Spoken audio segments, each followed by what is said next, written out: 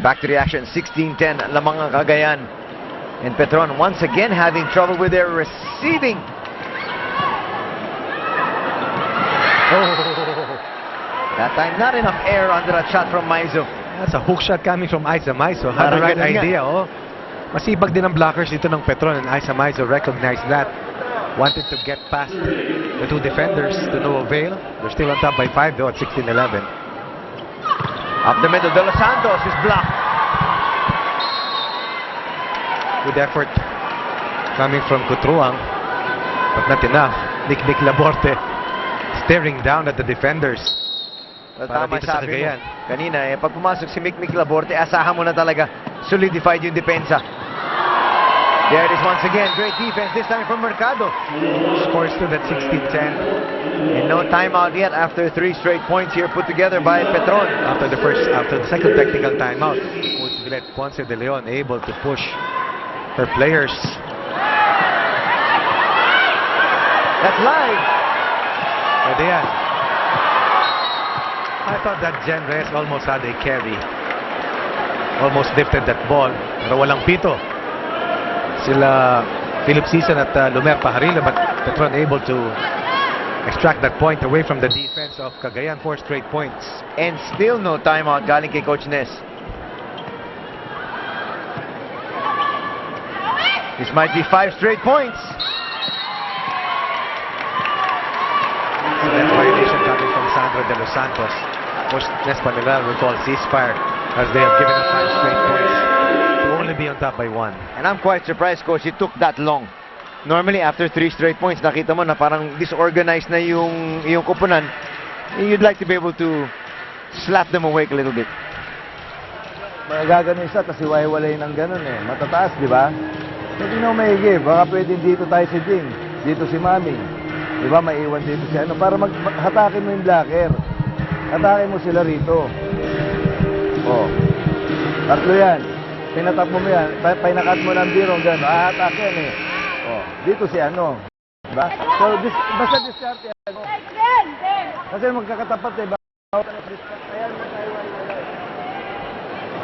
You see the two-type players talking to each other on the way back. Alam nila they have to stop the momentum. Petron looking to storm from behind, down by 6. Now only behind by 1. The outside Maiso now with power, but she's dug.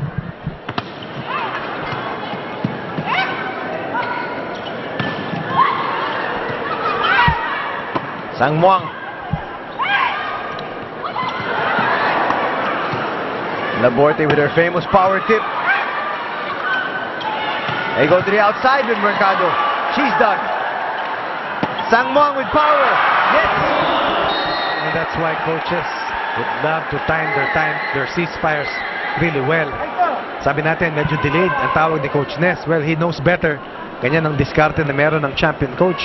That ceasefire enabled them to take that last point. 17-15 lamang ang Cagayan. Another strong server here in De Los Santos.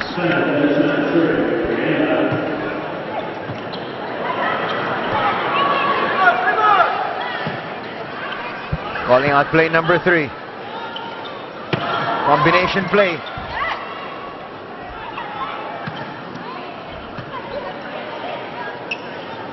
The outside Maiso. Ang bigat talaga si Nick Laborte.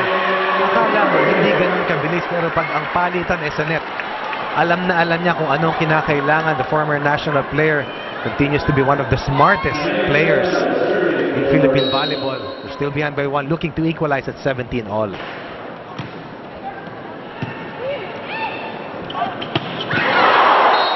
Sabi ni Maiso, medyo kanina pa ako tahimik. Yeah. That was Pau Soriano scoring para dito sa koponan ng Cagayan. Pau Soriano from the outside. Good setup job by April Jose. Blockers were a little late. Still a 2-point advantage para dito sa Cagayan. That time was a little bit behind Mick Laborte. And opening up a 3-point advantage is Cagayan. Bihirang mabitin yan si Mick. Kadalasan gumagawa yan ng paraan. Maski nasa ere na siya. But that was way too behind or to the back of Laborte. Sang Muang with the floater. Go to the outside. Hervasio. Yun ang solid kay Cotroang. Will they go back to her? No, they go to the other side.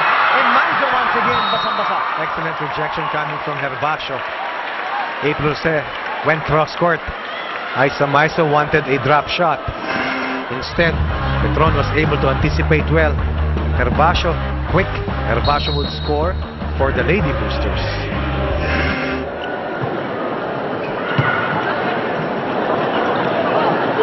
Cotroang done. That looked like I was going to go outside. They keep it in play. Maizo gets it through. The Blaze spikers were there.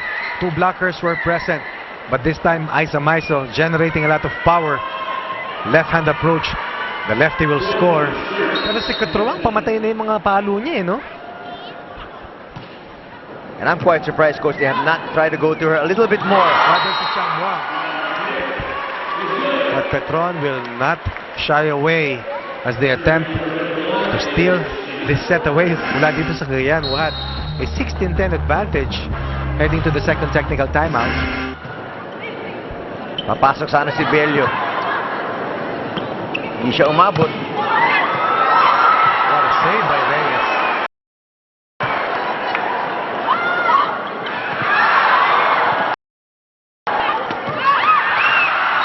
Again, Ang daming epektos talaga eh. si Sang Muang, power. Itong si Cotroang, placing. Pero itong si Jen Reyes, paa kamay, pwede. Kaya one of the best liberos in the country. Nakita mo yung depensa. Nakita natin yung score nitong si Cotroang. Pero what saved that point para dito sa Cagayan? Eh yung kinawit ni Jen Reyes, yung bola. Keep that ball alive. Petron opting to go all Filipina. Ito naman si Cotroang. Without the tall blockers, this late Blaze Spikers will be right for the killing itong si Sang Muang. At basang-basa niya, nakita niya maliliit. Hinataw na ng gusto, pasok na pasok at tusok na tusok. Alam mo, this girl is an offensive juggernaut. Ito si Cotroang. And I'm surprised that itong Cagayan is really not trying to go to that well a little bit more.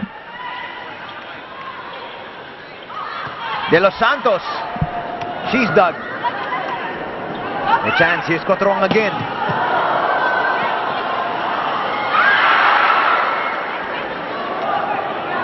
Sobra yun. Kitang-kita. That was just way past the net going out. Coach Villet making a tough stand. Looking to bank on cohesion instead of the net. Sitting down her reinforcements in this very crucial juncture of the first set. De Los Santos blocked. Yan ang mahihirapan ni block si Cotroang. Easily the top player for Cagayan in terms of offense during the first. We're talking about itong si Juanita Cotroang. Mahusay.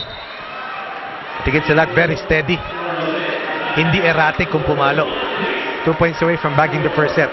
We've Are the got a Rising timeout. Suns. Let's see if we can listen in to Petron. Natin na kayong dalawa dun eh. Kasi may blocker naman tayo, di ba?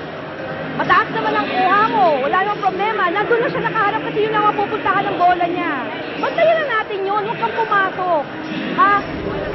Hindi tayo zero tempo. Sayang yun. Wala kang blocker.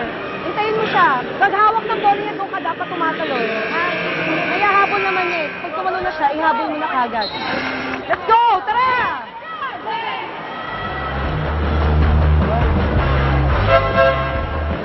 That's a perfect shot there of Cotroang's attack. Alam mo kasi dito, Anthony, kung nasa back row na itong si Misao at itong si Shinako, eh wala na rin silang value masyado.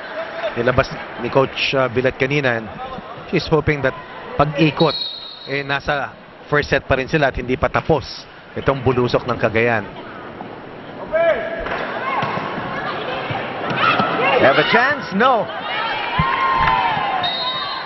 They're trying to set up Benito, who just made her entry. Scoring after the timeout, and they will bring back in itong si Mikmik Laborte.